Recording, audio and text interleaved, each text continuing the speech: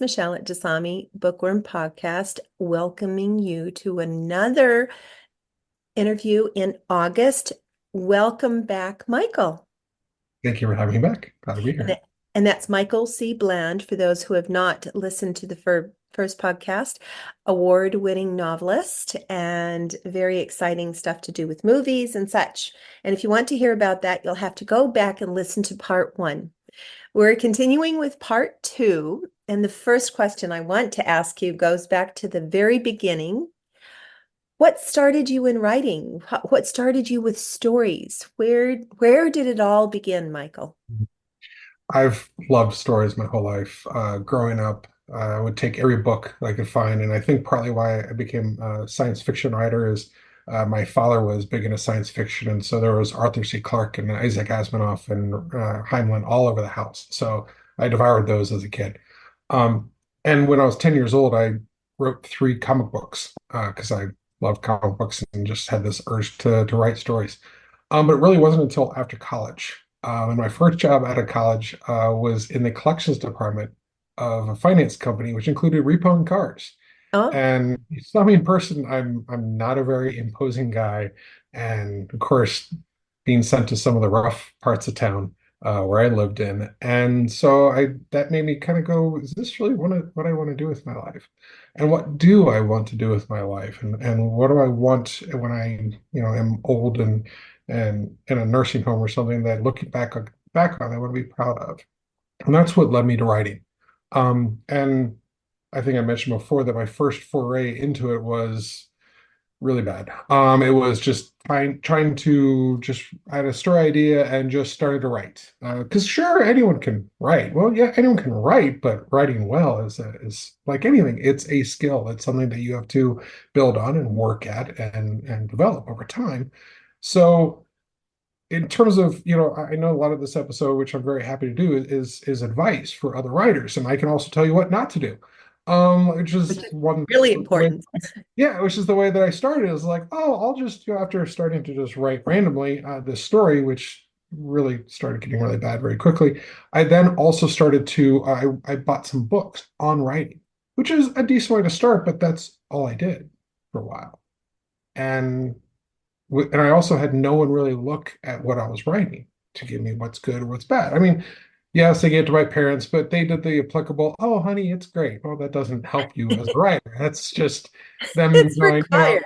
yeah, you're my kid. I love everything that you do, right? It's, most of the time. So I didn't grow as a writer. I didn't get any better. It wasn't until I started taking classes and also, importantly, I started having other writers review what I was doing. That's what elevated me. That's what changed it. And that's what started giving me the actual skills that I needed to actually be um, an author. I think that education, knowledge is power. Knowledge is power. And the way you started with actually, reading the books, how, it's about how to write, how to structure, how to do it, how to self-edit. Those are all very important. I think where I attain value is writer conferences, when you have other writers and going to them and you're absorbed. There are other people who are in the exact same boat you are in. Mhm. And not only do you get feedback, but you also get support, knowing that you're not the only one out there, because as we know, writing is a very solitary profession, except for when we're involved with our characters. And then we have a whole house load, obviously. So Absolutely. so you started with that, which kind of leads us into, when you look at it, who do you give your work to now? Do you use beta readers for it? Your sister, as you mentioned before, helps you with the structure and editing and such. But who do you like to have look at your story that you think gives you really good feedback, other than your The, official editor? the main person, and this is one big piece of advice that I would recommend that authors do, is to find another writer who will give you honest, blunt, straightforward feedback. I was lucky enough to find that gentleman. His name is Robert Kerback. lives out in Malibu, and he's a fellow writer, and he has two novels out, and I'm helping him actually as we speak with a third book. And you really need to have someone like that who understands the mechanics of writing, understands the nuances, understands the uh, wordplay and and sentence structure and those kinds of things, and that most importantly tells you. When he and I first started to work together, we would send pages back and forth to each other, and he would print up my submission and then would write in it, which his handwriting was horrible, but I figured out how it was, what he was trying to convey. But he would send back, and sometimes entire pages crossed out, which as a writer is just gut wrenching. You're like, I've worked so hard on these words, and you're just absolutely just throwing it all out. But it helped elevate me. Now, don't get me wrong, not all of his advice is great, right? I mean, I usually take about 90%, but 90% is great advice. But what it also does is it pushes me to look at it from a different perspective. And sometimes a quick exchange that I would have in the story, he might look at it in a way and point something out that I hadn't seen. That also then helps elevate my writing. And I do the same with him. That's the goal, is to help each other elevate. Um, I do also have other beta readers. In fact, with my wife, what I do is I read the book aloud. That is another trick, and some others may have heard this. Reading the book aloud, you catch things that are different than on the page versus when you hear it, because I think different parts of the brain. And if so, then your brain goes, wait, no, no, no, no, no, no, that sounded really bad. That's not what I meant, or the rhythm, or something. It's a different way to do it. And it's also great, honestly, because then I get to see her reaction, especially on some of the twists and things that I do, or some of the dialogue, and she'll laugh at a couple spots, which is great. So that also is another way that really helps. And I do have other beta readers, but really, my father, my sister, my wife, and Robert. Those are the four main ones that have all really helped. I think in the process I've made them better editors and that kind of stuff too on their side. But those are really, and really the biggest thing is, and I push back with my family saying, okay, I'm glad you like it. Tell me what you didn't like. Tell me what, or question, or at least what questions you have. And that would start a conversation that, oh, then they start actually do giving you, maybe not criticism, but actually real feedback that you can help and improve. I think you've brought up an excellent point, Michael, is with questions. It's not a matter of I don't like this. It's the question of what are you trying to say here? What are you trying to convey? Editors they're very objective, but they also bring their own, as I call it, baggage, their reader baggage. We all have, genres that we prefer to read. So, and what we've read historically. So we bring that with us. And editors tend to be, and the more you do it, tend to be more objective and looking at it. Well, first they look at it from a marketability standpoint when it's first assessed in the critique. But then Mhm. then editors want to improve it. But you're absolutely right. Not everybody can be 100% right. And it's considering the source of where it comes from. If it's someone that is, has well-published books, that you go on and it's, there's not a thousand grammatical errors and such. It's something you enjoy. I Mhm. think the important part, and I was nodding my head furiously, you probably saw when you said about reading aloud. I Yeah. tell that to my editors and every single one of the writers and authors. I read it out loud, especially if it's if it's a difficult page and you can't figure out what's wrong with it. When you Mhm. read it out loud, I was reading a short story recently, and as you read it, there were words missing, and you could see the words were missing, and you would stop. Mhm. And the other part is when we read it, and this is actually physiologically done in our brain. Once we've gone through text several times, our brain starts to fill in what it thinks should be there and not what's on the page. And Yes. they've all heard me say that 1,000 times. So those are excellent points, and I thank you for supporting what we do here. It's great that they can hear it from a best-selling author that I'm not just babbling on about things. Thank No, you. it's a huge benefit. Yeah. So my next question touches on something that when you talked about the beta readers and comes back with, the big X's, new writers, everybody faces the part of they're handing their baby over to someone and then someone is ripping and tearing and shredding and such. How is the editing process for you personally? How do you feel about it? And then the second part is what advice from that would you give to new writers who are intimidated by the process? Editing is a joy and a pain. It's a extremely necessary part for me in my writing. My first draft is not going to be good. There are going to be parts that are great, parts that I love, parts that surprise me. A lot of also parts that surprise me bad when I first read it, or that doesn't work. Now, I also, because I plan out my book, I do a level of editing after I first have the story and the plan. I then edit before I write it, if that makes sense. It's editing out, does this scene work, or move it around and shifting around, and that outline is a very fluid product until I'm ready to start writing.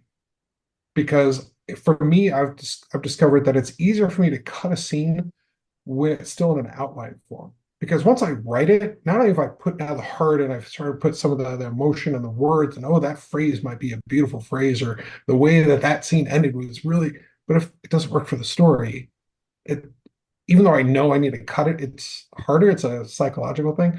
So I'm much more brutal when it comes to editing, slicing out scenes, not having included or change what happens when it's in an outline phase than when I'm writing it.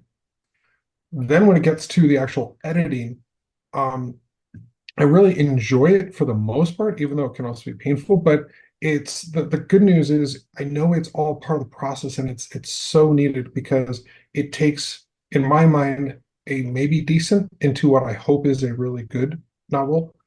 And you need that process, or at least I need that process. And I haven't met anyone who hasn't. Um, it really helps elevate, it helps define, it helps clarify it. And one of the big things that whenever, and just so you know, right now, the book that I'm working on, I'm in this phase of this like final editing where I'm going through and almost and really word for word and really just clarifying and tightening it. And can I say the same sentence in fewer words, kind of thing, tightening it, strengthening it, because the finished product 20 years from now, I'm still going to be talking about the price of safety, the price of rebellion, the third book. Your story is one of the great things with what we're creating. They can live on. They can live on for hundreds of years. We talk about Shakespeare. We talk about all these writers and these stories and Moby Dick and Great Gatsby and all these things that have been written a long time ago. But so you want whatever you're going to create to be the best it can be. Now, I don't want that to then freeze any listener to say, "Oh, it needs to, my book needs to be perfect." There is no perfect. There can be great. There can be really good. You can also pick any book and find a flaw. I mean, nowadays, Great Gatsby, I reread it recently. Um, the first nowadays you couldn't probably get that published because the first 7 or 8 pages is just exposition.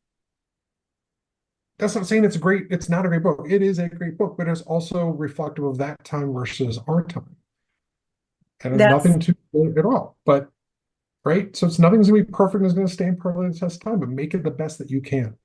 and you bring up an excellent point. I remember when I was in high school just a few years ago, and they brought out, I was one of the great authors uh, from the 1930s. And he had written the entire sentence, one sentence on a page. And there were commas in it and semicolons, but it was one sentence. And they said, "You can never do this. You shouldn't do this." And it was, I forgive me, but I can't remember the novel, but it was Yeah. beautifully crafted. But Mhm. they like to change the rules. And what you say is very, very true. For today's writing, it's about show, not tell. so Mhm. people don't, they're not telling the story. We actually did publish a novella, and I call it more like a fireside chat because it was a tell. You were telling a story, but it was a novella. But for the most part, it's about showing it and creating it. I think when you read a book, how do you feel about it? What portrays in your mind? Do you see it in your mind like a movie, or is it Mhm. something that you feel? Yeah, I see it in my mind as if it's a movie portraying. Which is also how I write, that I write it very visually. So it's almost like a movie theater. And that's, I visualize a scene and then I write what I see and what I feel with it. So that's my approach with it. I think that's an excellent way for, and not everybody can use the same tactics. You're going to, give advice in a short time about, what's to what you can do, or what's might be better for one than another. But every writer is different, and they have to take advice and bits and pieces from different sources and blend it into their own style that works for them, so that they can create their own work and their own author's voice.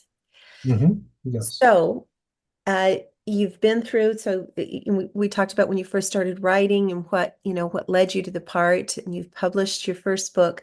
Please tell me what you felt like when you held that first print copy of your very first novel. It was surreal. It was such a strange yet gratifying feeling of this accomplishment, of the work and the toil and the self-doubt and the struggle, and it's an industry, as you know, and to break into that industry, just like any industry, does take time and effort. But then to see it in print, and then on top of it to um, be awarded for the first book and of winning three different awards, then felt that level of validation that I really am an author, right? And then start to get the responses and the reviews and feedback and everything, which just it helped in such a great way. And to help, because as you said, it's a lot of times a very lonely profession, and unless you're at a writers conference, very few people want to geek out about the mechanics of writing and the that side of it. So it's not often that you really can dive into, unless you're just talking to other authors or editors or publishers kind of thing, to really go into the details of it and talk about what you did or how you handled this challenge or that kind of thing. But seeing that book and having it, and then also like for example, I go to a kind of Comic-Con called Fan Expo in Denver, and having people come up in subsequent years going, I love the first book. Where's the second book? I mean, that just means so much. I mean, it's surreal that these strangers loved what I read, and they absorbed, and they those characters, they enjoyed the story and all of that. That meant so much. But to go back to one thing earlier, in terms of my approach with writing, we are fighting for people's attention. We're right now, this podcast is a distraction from someone reading or writing or Netflix or their phone or whatever. We have so much, especially in this day and age, to go back to the 30s compared to now. There's so many distractions. There's so many other ways people could spend their time. So for my books, my goal is to grab the reader's attention and not let go. Because if they're going to put the book down, probably not going to pick it back up again. I always say, when you have something where you turn the page and you can't wait to turn the page and you can't wait to turn the page, and then you get to the end of the chapter and you think, oh, I'll stop at the end of the chapter, and then it's a cliffhanger and then you have to keep turning pages. So I think that's absolutely wonderful. With now, I understand you're a founding member and secretary of BookPod. Would you please tell the audience what that is and how that assists? Absolutely. So it was initially started by Jen Brody, was her idea, who's another writer. And again, going back to it, that this can be a lonely uh, kind of job, and it's hard to sometimes get motivation and also to get guidance. And so that was really the goal, the premise with it is there are over 200 fellow writers, editors, content creators, documentary filmmaker, all these kinds of individuals, other creatives, and mostly in the US, but around the world. And it's a private group. But what we do there is we will support each other. We will tell each other our accomplishments. We will ask questions. For example, if I get a contract to write a screenplay, for example, how do I know that I'm not signing away rights that I don't intend to? While I have some level of legal knowledge, I'm not an attorney. So I would go on a BookPod and say, "Hey, I've got this contract. Can you tell me what I should be looking for, what I should not be looking for?" And sometimes the response would be, "Hey, here's this person who is an entertainment lawyer. Highly recommend they help make sure that this, that I didn't get screwed in this contract," kind of thing. And so it's a way to give that level of resource that otherwise it's very hard to find. That is important. We do have a resource which I will put in the link, and I suggest that all of our authors join it. The Writers Guild here in Great Britain, which does offer those services. The one thing it doesn't, it does offer support with contracts and such, and to make sure that screenwriters are properly paid and that, which is very important. What your group does, which is even more key, it's the support within itself. Again, and you've got the benefit of not just having not just authors, not just writers, but screenwriters and those working on documentaries and filmmakers. So it's quite a broadened area of interests that you have. Mhm. How long has it been around? Oh, wow. 4 or 5 years now. It's been around for a while. So we'll Yeah. definitely put the link in there for anybody who wants to explore that, because you never know, anyone who listens might want to explore filmmaking and such, which is always of interest. So you've written the book, you've received the accolades, and of course, everything going forward is about letting people know about your writing, letting people know about it. So through book signings and of course social media, and of course the Jasami Bookworm podcast, free advertisement right there. Uh, what what do you think is most important for the for a writer who's become an author and might just kind of say, well, I've written the book, I don't need to do anymore. What is your advice to them?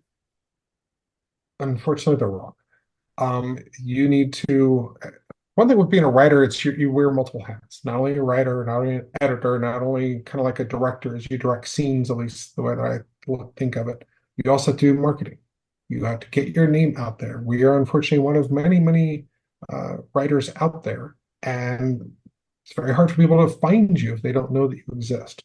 So you definitely have to do a number of efforts, and frankly, I'm not an expert with this, but doing something like a friend who is a fantasy writer, she does Ren fairs and she does fantasy cons kind of thing, which is a benefit because one, you get to meet other writers, you get to meet fans of that genre. So guess what? They're going to be more interested, more willing to potentially buy your book than someone if you're a fantasy writer and you're at just a literary book festival. I did that once. I went to one of the largest book fest in the country, and the number of people interested in science fiction thoroughly, which is what I write, was very small. But I go to a Comic Con, virtually every single person there likes that. So by doing that, and even if they don't buy your book, learning about you, learning of you, might then make them interested later on to buy your book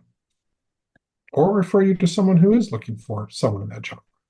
And it is about getting out and known and, people meeting people, and it's the networking, and that's very, very key.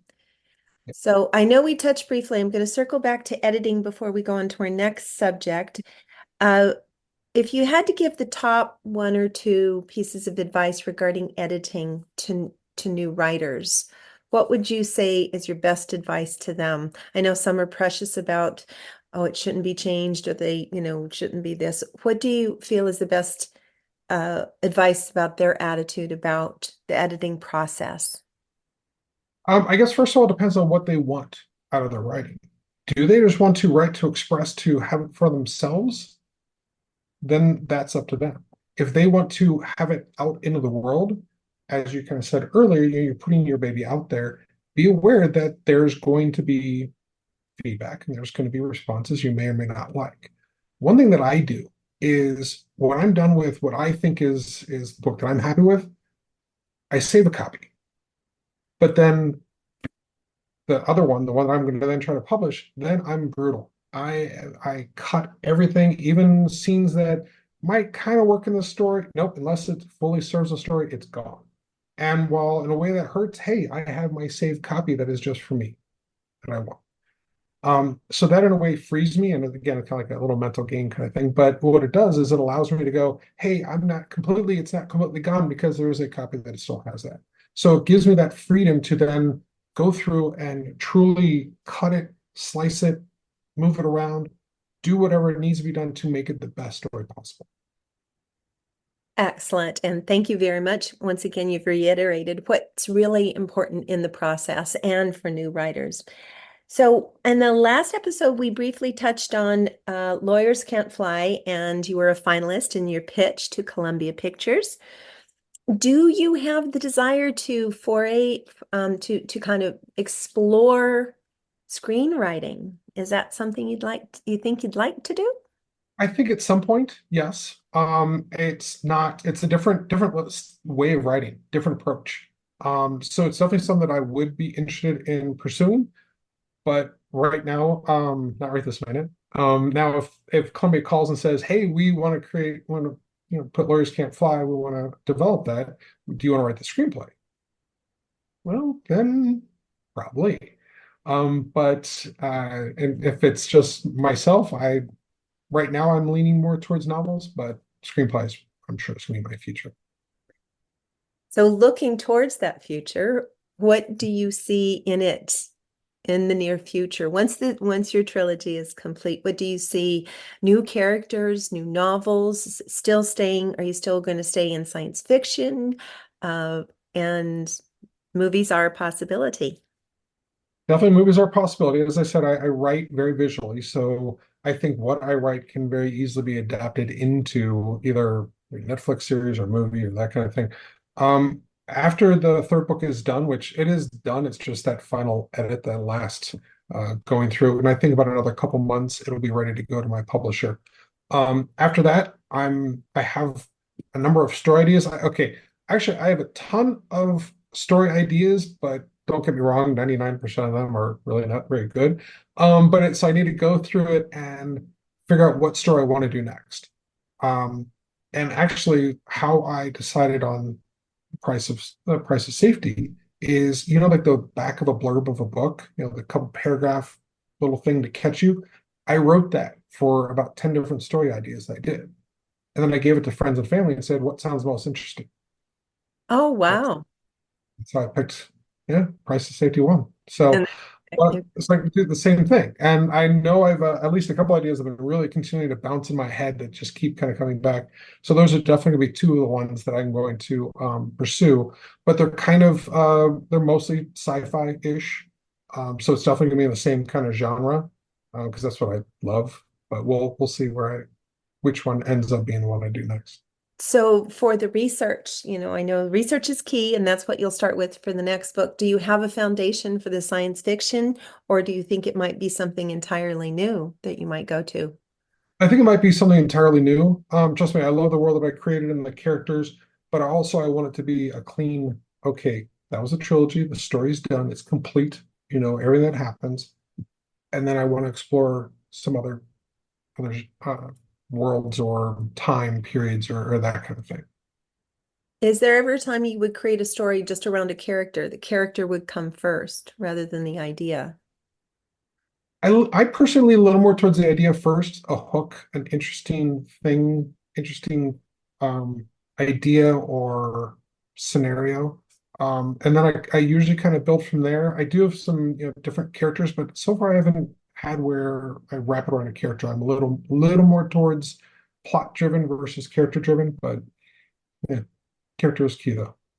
And in the short term for what's going on in your future, you're in beautiful Colorado, which I do love. I used to live in Breckenridge, and it was a while ago, but in my mind's eye, I still see it. It was a beautiful little place. It had, when I lived there, it only had one light in town. Yeah, definitely a lot more than that now. Yes, and It's some nice microbreweries there, and beautiful. probably changed a little. So what is in your near-term future? Are you doing book signings or are you going to be exploring doing tours at all? Yeah, well, actually, I'm going to do the Fan Expo in downtown Denver over July 4th weekend. That's going to be a 4-day event there. And then after that, I'm first focusing on finishing the third book. And then next year, I plan to try to be at Comic-Con, Dragon Con up in New York, their Comic-Con, all kinds of events to get all three books out there, meet more people, get them to know about my book, and try to generate more interest. That sounds absolutely wonderful. You've created a beautiful world. It's going to be finished soon, and you'll have to send your little family away they're all growing off into the future, Yeah, which is great, and lots of possibilities for you. I'll ask one more question, and I think we can wrap this up. If you have to say one point of inspiration to a new writer, uh, just one little tidbit that might, they're writing and they're saying, oh my gosh, I don't know what to do. Is it worth being published or such? What would you say that's inspirational to keep a writer going? be kind to yourself. It's a long process. It's times can be frustrating. Trust me, there are times that my friends can attest this. Times I go, man, I wonder why I do this, but I love it. And if I'm forced to choose just one thing to do the rest of my life, this would be it. And know that this is a journey. I know that especially in this day and age, we're much more about instant gratification. Um, but it's worth this long journey because that novel at the end, that story, that screenplay, whatever it is that you're creating, will live on. I can't end on a better note. Other than to ask you, who would you like your shout out for this podcast? I want to shout out to my the BookPod, to my friends, fellow writers. You guys are a great inspiration and supports, and love you all. Thank you so much for joining us today, Michael. Sure, thank you for having me on again. I really, really enjoyed it. So I think you've all learned a lot. I know I have, and it's continuing education for all of us. So on that happy note, this is Michèle at Jasami Bookworm Podcast, wishing you all a sunny day.